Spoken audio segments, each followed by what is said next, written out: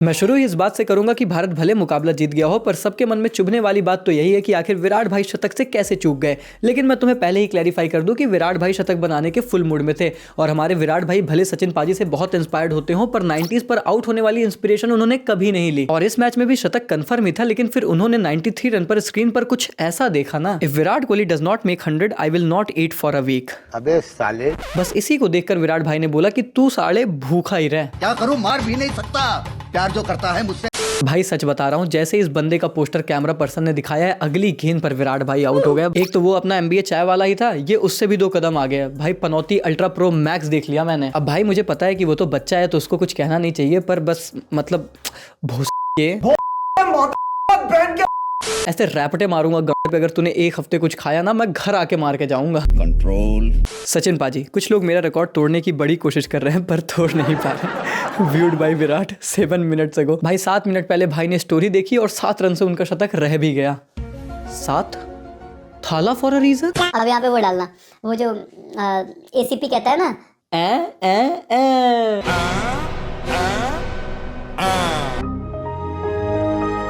खैर, कैसे भारत ने चैंपियंस ट्रॉफी के फाइनल के बाद न्यूजीलैंड के अनडिफिटेड ODI स्ट्रीक को तोड़ दिया और कैसे हमारे विराट कोहली ने 2026 का आगाज 2016 वाले अंदाज में ही किया, चलिए जानते हैं आज की वीडियो में। देखो, टॉस जीता कप्तान शुभमन गिल ने और हमने गेंदबाजी करने का फैसला किया। हाँ सच कह रहा हूँ, 2 बैक टू बैक टॉस अब हमारी टीम जीत चुकी है 20 लगातार ODI टॉस हारने के बाद। चलो 2026 की शुरुआत कम से कम टॉस जीतकर तो हुई।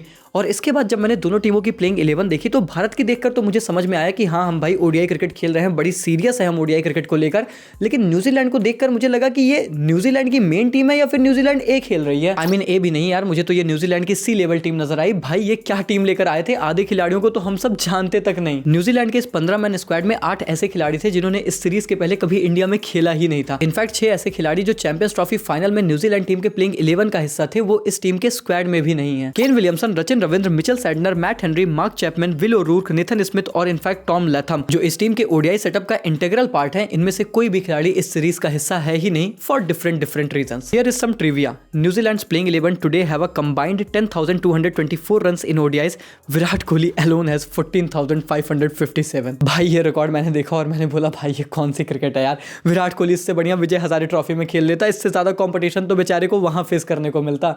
ये किन बच्चों के साथ भिड़ा दिया विराट भाई को। खैर, अब न्यूजीलैंड के लिए बच्चे खेले या फिर बूढ़े, उससे हमें क्या लेना देना, पर हमें तो बस इतना पता है कि भारत के लिए कोई भी खेले, अर्शदीप पाजी तो नहीं खेलेंगे। Dropped from 2 T20Is versus England, dropped from 2 ODIs versus England, dropped from Champions Trophy, did not got a single game in England test series, dropped from many Asia Cup matches, dropped from 3rd ODI versus Australia, 1st T20I versus Australia and now 1st ODI versus New Zealand. देखो भाई, मैं तो ये बात कहता हूँ कि आप हर्षित राणा के कितने भी मजे लो, पर वो बंदा आके परफॉर्म करता है। पर भाई प्रसिद्ध कृष्णा का क्या? आई मीन मुझे पता है कि प्रसिद्ध कृष्णा हिट द डे गेंदबाज हैं और आप 2027 वर्ल्ड कप के लिए उन्हें तैयार करना चाहते हो, क्योंकि साउथ अफ्रीकन कंडीशंस में ऐसे गेंदबाजों की बहुत ज्यादा जरूरत पड़ सकती है। पर भाई बच्चे को ये बात दिख रही है कि डेथ ओवर्स में वो आपके लिए ट्रस्टेबल गेंदबाज नहीं हो सकते हैं और उनके पास कोई खास ज्यादा वेरिएशन भी नहीं है।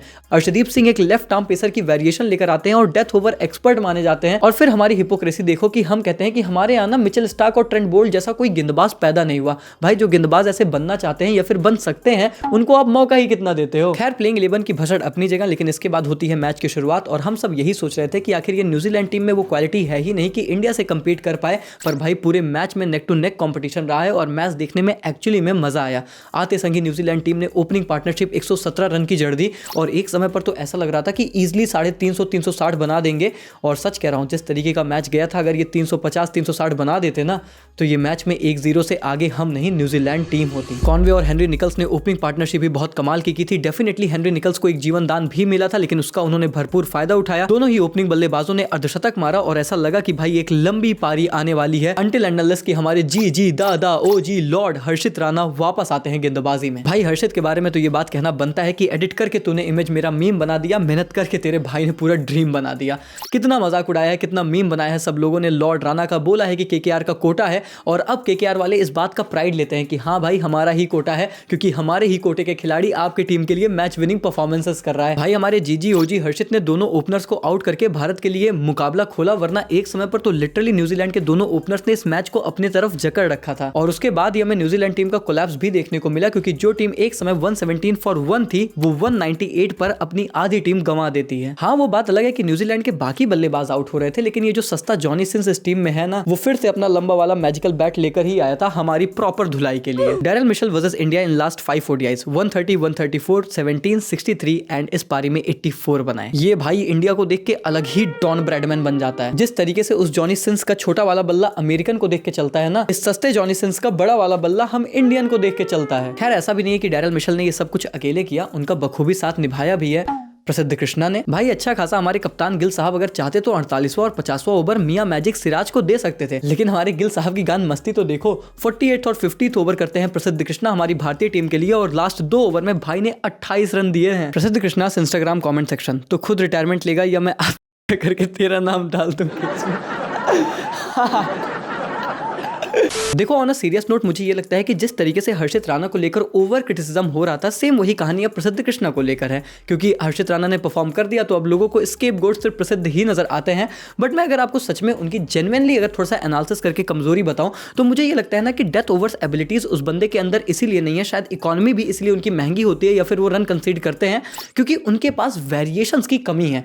1 से 2 वेरिएशंस उनके पास है, और अगर वो इफेक्टिव नहीं होती हैं, एक स्लोअर वन वो डालते हैं थोड़ी सी बाउंसर जैसी, और एक यॉर्कर नेल करते हैं, और अगर इन दोनों में से कोई भी चीज काम ना करे तो प्रसिद्ध के तर्कश में ज्यादा तीर नहीं है, या फिर उन्होंने अपनी क्रिकेट को ज्यादा इवॉल्व किया नहीं है अपने आप को ताबड़तोड़ बल्लेबाजों से बचाने के लिए, और यही इनकी सबसे बड़ी दिक्कत है। ये जेन्युइन विकेट टेकर है, इसमें कोई डाउट नहीं है। विकेट टेकिंग एबिलिटीज प्रसिद्ध और हर्षित दोनों के अंदर है, पर प्रसिद्ध के अंदर ड्रॉबैक ये है कि इनके पास तर्कश में तीर की कमी है। खैर इनके आखिरी 2 ओवर में 28 रन खाने की वजह से चलो कम से कम इतना अच्छा हुआ कि न्यूजीलैंड ने भी एक सम्मानजनक 300 का पहाड़ा पढ़ लिया, और भारत को चेस करने के लिए 301 रन चाहिए थे।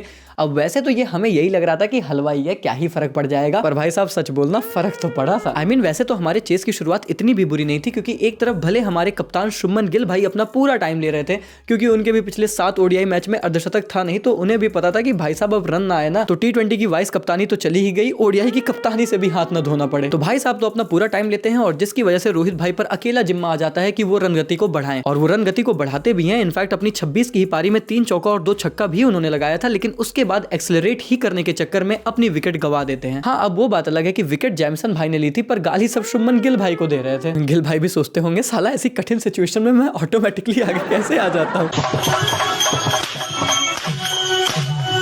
पर फिर आते हैं नंबर 3 पर किंग कोहली, और 2026 की अपनी पहली ODI पारी में वो प्रूव करते हैं कि क्यों वो ODI क्रिकेट के एक्चुअल गोट हैं। अब शायद आपके मन में ये सवाल है कि उत्कर्ष भाई ने तो शतक मारा भी नहीं, फिर भी आप ये बात क्यों कह रहे हो। मैं बताता हूं। भाई जब विराट कोहली मैदान पर आते हैं तो एक्चुअली में टीम दबाव पर थी, क्योंकि रन्स तो आ नहीं रहे थे, और ऊपर से शुभमन गिल बहुत ही ज्यादा धीमी पारी खेल रहे थे। अगर उस टाइम आकर विराट कोहली भी अपना टाइम लेते ना, तो एक्चुअली में दोनों बल्लेबाजों पर और भी ज्यादा प्रेशर बिल्ड होता, और अगर गलती से एक आधा विकेट और गिरती तो हमारी टीम तगड़े ट्रबल में आ सकती थी। लेकिन उस वक्त हमारे किंग ने वही किया जो हर एक किंग अपने किंगडम को बचाने के लिए करता है। भाई ने काउंटर अटैक किया, और अपने शुरू के 22 में से 20 रन उन्होंने सिर्फ बाउंड्रीज के साथ लगाए, और एक मच नीडेड एक्सेलरेशन दिया भारतीय टीम को। और इनफैक्ट शुभमन गिल हमारे प्रिंस को मच नीडेड टाइम दिया कि भाई तू आराम से सेटल हो, अभी किंग यहाँ पर खड़ा है तो टेंशन लेने की कोई बात है नहीं। और इसीलिए जब सब कहते हैं कि अपना 2016 वाला किंग कोहली वापस आ गया है, तो मैं तो कहता हूँ भाई this Kohli is even more better, क्योंकि 2016 का भी किंग कोहली थोड़ा थोड़ा टेक के समय लेकर बल्लेबाजी करता था, बट भाई ये बंदा तो रुकने को तैयार ही नहीं होता। और कभी कभी ऐसा होता है ना कि आपको कोई चीज इतनी ज्यादा अच्छी लगती है कि शायद आपके पास शब्द होते ही नहीं है उस चीज को डिफाइन करने के लिए, आप बस उसे देखकर शायद बस देखते रह जाते हो और कहते हो कि वाओ ये कैसे, मतलब कोई कैसे कर सकता है। वो शायद आपको आंखों में दिखता होगा एक इंसान के कि आप उस व्यक्ति के बारे में कैसा फील करते हो। Just बूज bumps. और विराट कोहली हर बार बारंबार जब आते हैं शायद इसी तरीके से मुझे फील कराते हैं, बिकॉज भाई ये बंदा ना, this man is just built different यार। विराट कोहली इन 300+ सक्सेसफुल चेजेस इन ODIs, 12 इनिंग्स, 1091 रन, 71 बॉल्स, 121 की एवरेज एंड 125 का स्ट्राइक रेट विथ 702 50s। और याद रखना कि ये वही विराट कोहली है जिसके रिटायरमेंट की बात अभी जस्ट कुछ महीने पहले ही हो रही थी, जब भाई ने 2 बैक टू बैक 0 बनाए थे। उसके बाद से भाई साहब ने 7 लिस्टें पारी खेली है और हर पारी में 50 प्लस का स्कोर है। और इस 93 की बदौलत तो भाई साहब 28,000 रन बनाने वाले भी इंटरनेशनल क्रिकेट में सबसे फास्टेस्ट खिलाड़ी बन गए, जिन्होंने सचिन तेंदुलकर सर को भी पीछे छोड़ दिया। सचिन तेंदुलकर सर ने 28,000 इंटरनेशनल रन 644 इनिंग्स में बनाया था and Virat Kohli completed this milestone in just 624 innings. और इनफैक्ट अब कुमार संगकारा को पीछे छोड़कर विराट कोहली इंटरनेशनल क्रिकेट में दूसरे सबसे ज्यादा रन बनाने वाले खिलाड़ी बन चुके हैं, just behind the great Sachin Tendulkar. और भाई साहब मेरे लिए तो सबसे बड़ी खुशी की बात यह थी कि अपना विराट कोहली ने तो ये भी प्रूव किया ना कि अब हम वो विराट कोहली नहीं है जो एक नया स्पिनर आएगा, डेब्यू करेगा और उसको अपनी विकेट देकर चले जाएंगे। अब तो हम नया और फ्रेश माल देखकर और बजाने की फिराक में रहते हैं। नहीं विश्वास तो आदित्य अशोक से पूछ लो या फिर इंस्टाग्राम पर हुए उस गलती वाले लाइक से पूछ लो। सॉरी आदित्य अशोक, अब हम वो विराट कोहली नहीं रहे जो डेब्यूटेंट को विकेट देते थे, अब तो हम गेंद पर सौटे देते हैं। पर क्या फायदा विराट भाई, डेब्यूटेंट स्पिनर को भले न दिया पर उस घोड़े जेमिसन को तो दे दिया। भाई मुझे तो समझ ही नहीं आता कि ये जेमिसन भाई को विराट भाई से आखिर क्या प्रॉब्लम है। अच्छा भला इंजर्ड थे जेमिसन भाई, लेकिन इसी सीरीज से वापसी किए हैं ताकि हमारे विराट भाई के अगेंस्ट खेल सकें और भाई ये घोड़े जैसा खिलाड़ी हमारे फीलिंग्स के लगा सके। काइल जेमिसन की एक पोस्ट पर एक भाई ने कमेंट किया, तेरा बच्चा 7 मार्क्स से एग्जाम में फेल हो जाए।